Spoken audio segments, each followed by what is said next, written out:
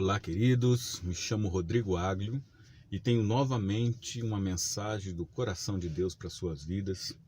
E a palavra que eu quero compartilhar com vocês se encontra em Juízes, capítulo 7, do versículo 13 ao 15, que diz assim: No momento em que Gideão chegou, um homem estava contando ao seu companheiro um sonho e dizia: Eu tive um sonho. Eis que um pão de cevada vinha rolando sobre o arraial dos midianitas, e chegando a uma tenda, bateu nela de sorte a fazê-la cair, e a virou de cima para baixo, e ela ficou estendida por terra. Ao que respondeu seu companheiro, dizendo: Isto não é outra coisa, senão a espada de Gideão, filho de Joás, varão israelita. Na sua mão Deus entregou Midian e todo este arraial. Quando Gideão ouviu a narração do sonho e a sua interpretação, adorou a Deus. E voltando ao arraial de Israel, disse: Levantai-vos, porque o Senhor entregou nas vossas mãos o arraial de Midian. Primeiramente, eu gostaria que você entendesse quem foi Gideão. Gideão foi um juiz que Deus escolheu do povo para que ele governasse, instruísse e julgasse as questões do povo de Israel. E esse juiz era um homem simples, e a Bíblia vem dizer que ele mesmo o declara para Deus que a família dele era muito pobre e ele era o menor da casa de seu pai. Então Deus envia um anjo para ele falando: você vai ser o juiz de Deus. Aí Gideão, no momento em que aparece o anjo, ele fala: se você está falando isso, eu peço que me espere, porque eu vou trazer-lhe um presente. Vai, o anjo permite que ele vai, faz um cabrito, faz um caldo, vai lá, entrega para aquele homem. O homem pede para botar numa rocha, ele põe o cabrito, o caldo numa rocha, e o homem com seu cajado, o anjo com seu cajado, toca na rocha, a rocha transforma-se em fogo e consome aquele presente, aquela comida que Gideão traz para ele. E ali ele confirma que era o próprio Deus, através da figura do anjo, que o havia chamado para ser juiz. Então, Gideão era um homem muito pobre, a família dele era muito pobre. Isso aqui eu já aprendo de cara que o que Deus quer falar com as nossas vidas. Porque tem muita gente que usa dos argumentos que: eu não sou capacitado, Senhor, eu não tenho dicção, eu não tenho a propriedade, eu não tenho essa questão de falar bem, eu não tenho dinheiro, eu não tenho isso, eu não tenho aquilo. Quando Deus quer usar uma pessoa, ele não olha para as questões físicas, as questões materiais, ele não vai olhar nada para disso. Ele vai olhar para o seu coração e vai saber se você é uma pessoa que vai ser usada por ele ou não. Então, tira do seu coração, da sua vida, todas as desculpas para não servir a Deus. Porque assim como Gideão, assim também existiu na vida de Moisés, né? Quando Moisés fala assim: mas eu sou gago, eu não consigo falar. Deus falou assim: eu quero usar, é você que eu quero usar. E colocou Arão para ser como se fosse um intérprete de tudo que Moisés falava. Gideão não foi diferente. Ele falava: eu sou pobre, Senhor, não tenho nada, o que eu posso fazer? E Deus vira para Gideão: é você que eu quero usar, é você. E Deus depois fez ele um homem muito próspero. Então Deus tira as pessoas da situação que eles estão, às vezes atrás das ovelhas, como fez com o rei Davi, e transforma em rei. Deus te tira do monturo de cinza para te colocar no montes, para você reinar sobre as pessoas no monte. Então, se você hoje acha que você não é capaz, que você não tem a inteligência, sabedoria, que você não tem a honra de ser alguém usado por Deus, se coloque à disposição, meu querido. Porque Deus pode te fazer de um simples funcionário a ser o presidente da empresa. Basta você crer e basta você deixar Deus te usar. Bom, vamos para essa passagem que diz que Gideão está para enfrentar um grande exército midianita. E esse exército era numeroso. E o povo de Israel também. O povo de Israel nessa batalha tinha 32 mil pessoas. Mas Deus não queria usar os 32 mil pessoas. Sabe por quê?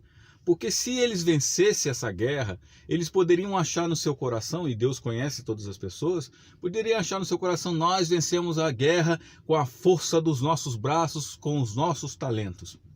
E Deus falou assim: não, tem muito povo aí. Vamos diminuir isso aí. Então ele fez um processo seletivo. E eu quero te dizer mais uma vez, o processo seletivo existe na vida de todas as pessoas no mundo.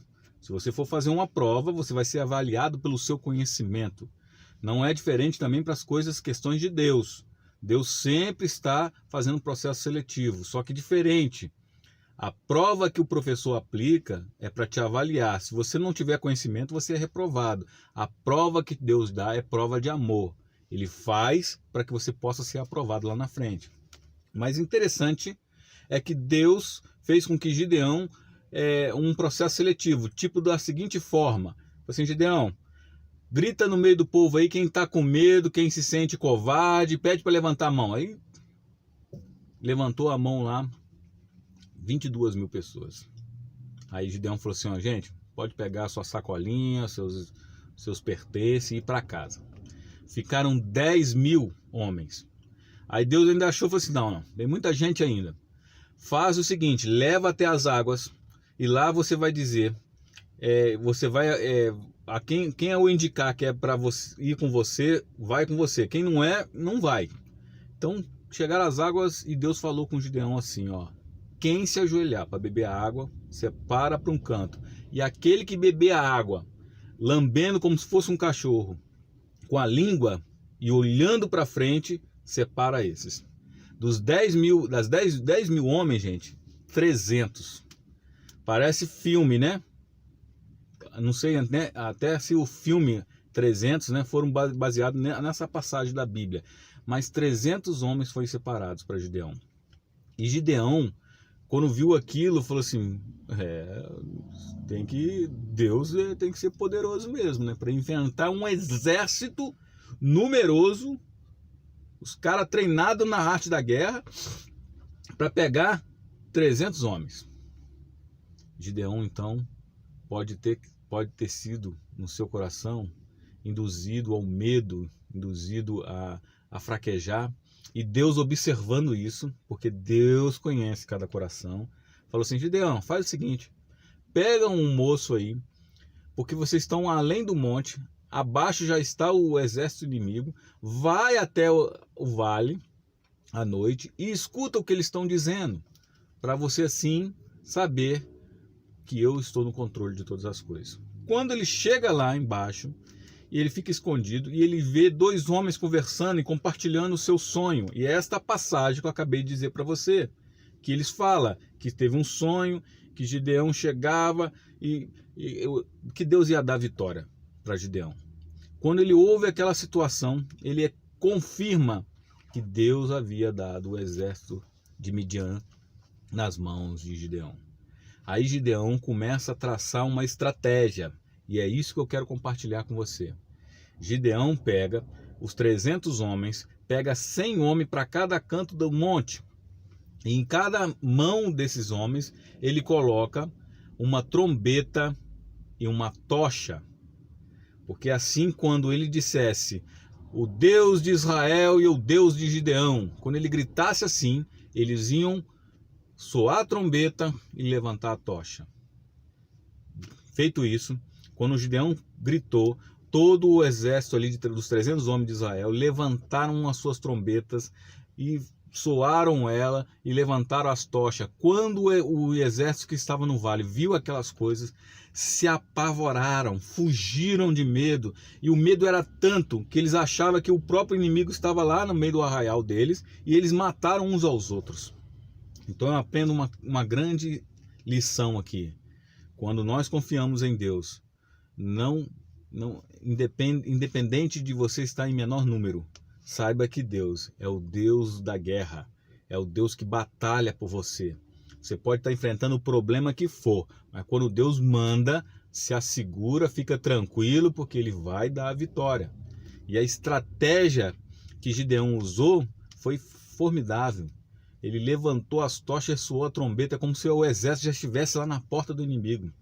Então, quais as estratégias que você está usando na sua vida para conquistar as bênçãos, as vitórias, as lutas que você tem travado? Quais? Quais as estratégias que Deus está colocando no seu coração para te dar a vitória? Porque quando Deus determina, a vitória é certa, mas o que você tem feito para essa vitória ser confirmada no seu coração? Então a questão é essa. Há alguns anos atrás, eu gosto muito de jogos que mexem com a mente da gente, com a inteligência, que faz você pensar.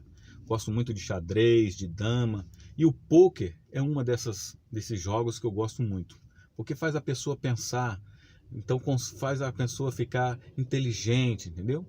Há uns anos atrás eu conheci uma pessoa, não sei se é japonês, se é coreano, chinês, eu não lembro bem a nacionalidade dele, mas ele era muito bom no pôquer. E ele ficou um ano sem jogar pôquer, somente estudando para que ele pudesse se aprimorar, se profissionalizar e assim ser melhor do que ele já era. Quando ele voltou, depois de um ano, ninguém ganhava o cara, porque ele sabia ler até as afeições do rosto de uma pessoa. E ele se tornou um dos melhores e maiores jogadores de pôquer recentemente no Brasil. Então eu quero dizer para você o seguinte, que se você tem tempo para investir na sua vida, se você tem tempo para ser uma pessoa que está buscando ser sempre o melhor, confie em Deus. Deixa Deus trabalhar na sua vida, porque Ele vai te dar estratégias, Ele vai te dar o conhecimento e você vai ficar sendo uma pessoa que vai encarar qualquer batalha, qualquer dificuldade. Mas nunca se esqueça de Deus, porque Deus é aquele que vai à frente da guerra para garantir para você a vitória. Que Deus abençoe sua vida em nome de Jesus.